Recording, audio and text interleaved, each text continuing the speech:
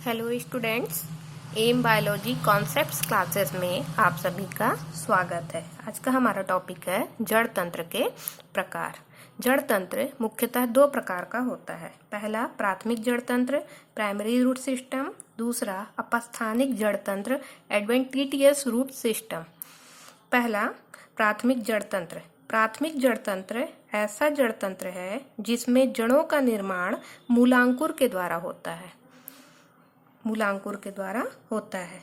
अब मूलांकुर क्या होता है, प्राथमिक जड़ें क्या हैं, इसके बारे में हमने अपने इससे पहले की वीडियो में चर्चा की थी। जिन्होंने नहीं देखा है वो उस वीडियो को जाकर अपने कॉन्सेप्ट को क्लियर कर ले। तो प्राथमिक जड़ सिस्टम में जो प्राथमिक जड़ें होती हैं वो किससे निर्मित होती हैं? मूलांकुर से। मान लीजिए कि भूमि में जो बीज है आपका, ठीक है, इस बीज से जो मूलांकुर निकला हुआ है, इसी मूलांकुर से क्या होगा, प्राथमिक जड़ का निर्माण होगा। ठीक है, और ये क्या हो गया उसका मूलांकुर। तो मूलांकुर से जब प्राथमिक जड़ का निर्माण होता है तो ऐसे, और प्राथमिक जड़ से आप सभी जानते हैं कि द्वितीयक जड़ें निकली होंगी, द्वितीयक से तृतीयक जड़ें निकलती हैं, और ये तीनों जड़ें ही मिलकर आपस में जड़ तंत्र का निर्माण करती। तो ऐसा जड़ तंत्र जिसमें प्राथमिक जड़ों का निर्माण मूलांकुर से होता है उसे हम प्राथमिक जड़ तंत्र कहते हैं। ठीक है, क्लियर। अब प्राथमिक जड़ तंत्र पुनः जो है फिर से दो प्रकार में बांटा गया है।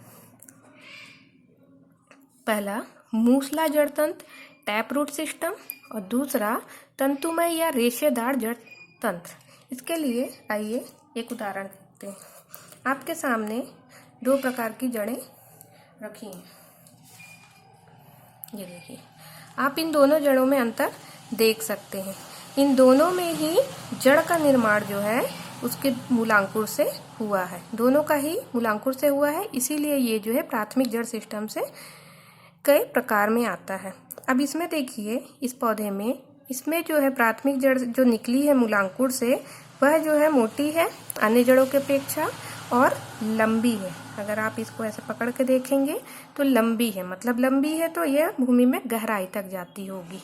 ठीक है, जबकि इस पौधे को अगर आप देखें तो इसमें जो इसकी मोटी जड़ है एक सीमा तक आकर रुक गई है, और इसके बाद इसमें जो है बहुत सारे रेशेदार जो है जड़ों का निर्माण हो गया है, रेशादार है। तो आप इन दोनों को देख के अंतर समझ सकते हैं। तो मूसला जड़ तंत्र ऐसा जड़ तंत्र है जिसमें जो है जड़ का निर्माण किससे हुआ होगा, मूलांकुर से, लेकिन इसकी जो प्राथमिक जड़ होगी वह क्या होगी, प्राथमिक जड़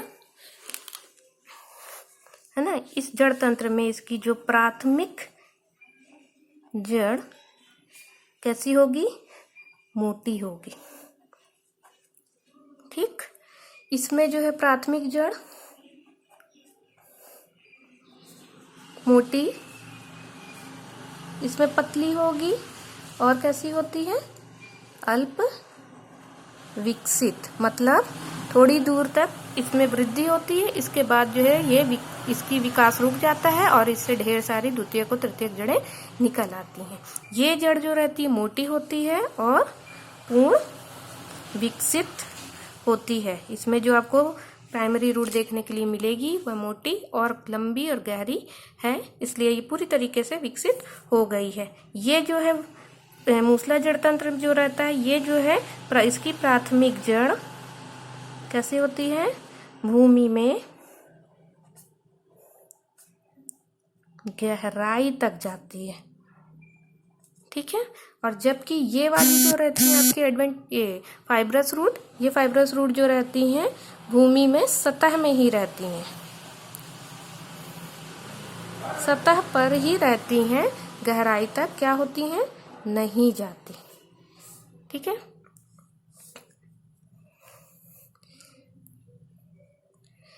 इस प्रकार की जड़ें हमें किस प्रकार के पौधों में देखने के लिए मिलती है, द्विबीज पत्री पौधों में किस प्रकार का जड़ तंत्र पाया जाता है, मूसला जड़ें पाई जाती हैं। ठीक है, उदाहरण के लिए जैसे आम, पीपल और बेर, ठीक है, सरसों, ये सभी जो है द्विबीजपत्री पौधे हैं आदि।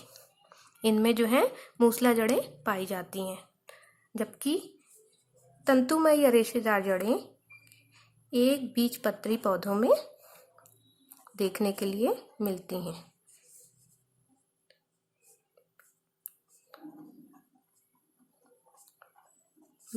ठीक है, उदाहरण के लिए गेहूं, आपका धान,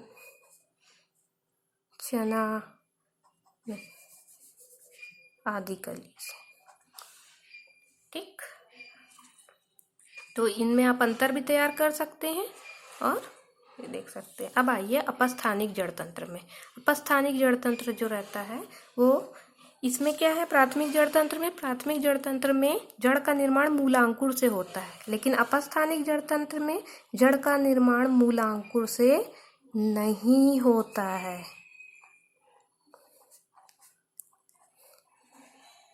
ठीक है, अगर मूलांकुर से नहीं होगा तो कहाँ से होगा?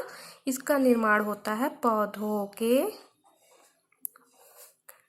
अन्य भागों से। जैसे कौन कौन से भाग हो सकते हैं? हो सकता है तने से निकल आए, हो सकता है पत्ती से आ जाए, हो सकता है शाखाओं से निकल आए। तो मतलब अगर मूलांकुर को छोड़कर पौधे के किसी अन्य भाग से जड़ों का निर्माण होता है तो इस प्रकार की जड़ें जो है क्या कहलाती हैं? अपस्थानिक जड़ें कहलाती हैं।